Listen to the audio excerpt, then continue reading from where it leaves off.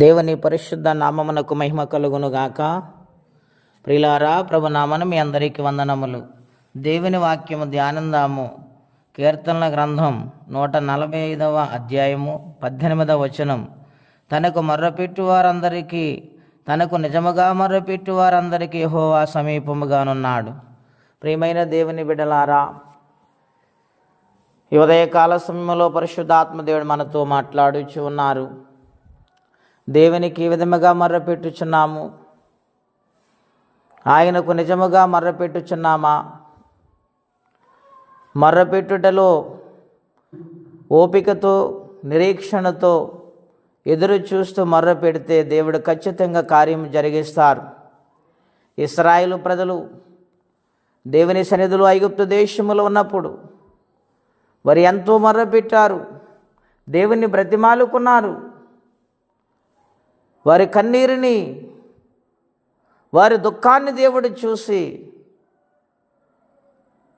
భూలోకానికి దేవుడు దిగివచ్చి మోషే గారితో దేవుడు మాట్లాడుతూ అంటున్నారు. నిర్గమాకాండము 3:7 వచనములో, నేను ఐగుప్తులో నా ప్రజల బాధను చూశాను, తమ పనులలో వారు కష్టపెడుతున్న ఆ యొక్క కష్టాన్ని నేను చూశాను, వారు మొర్రపెట్టిన మొర నేను విన్నాను అని దేవుడు మోషేతో మాట్లాడుతూ ఉన్నారు.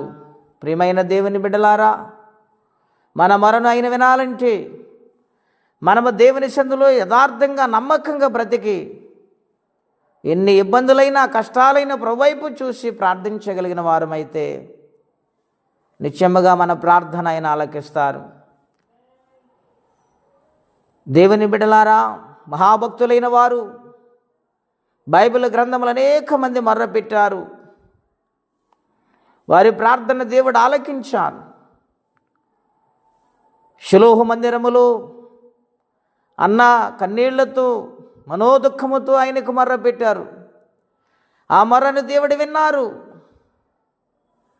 ఆమె ప్రార్థన ఆలకించి దేవుడు మేలు చేశారు. మన జీవితంలో ఏ విధముగా మొర్రపెట్టుచున్నాము? సమస్యలు ఎందుకు తీరటం లేదు? కష్టాలు ఎందుకు తొలగిపోవటం లేదు?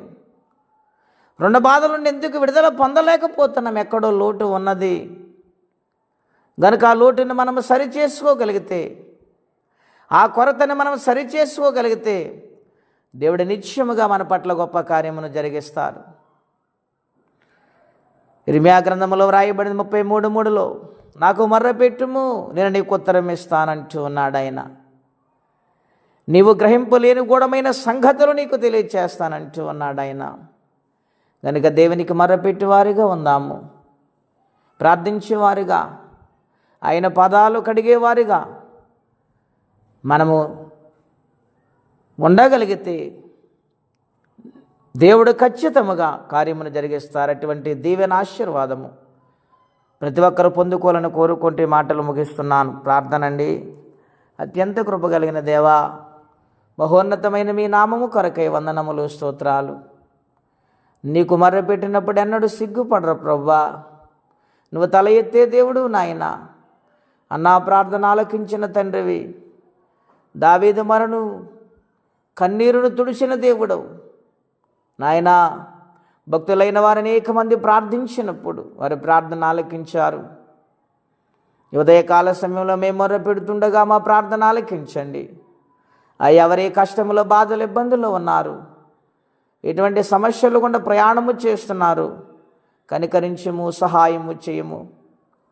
వారిని ఆదుకోమని బ్రతిమాలుకుంటున్నాం. ఏ బలహీనతలో ఉన్నారో ముట్టి స్వస్థపరచండి.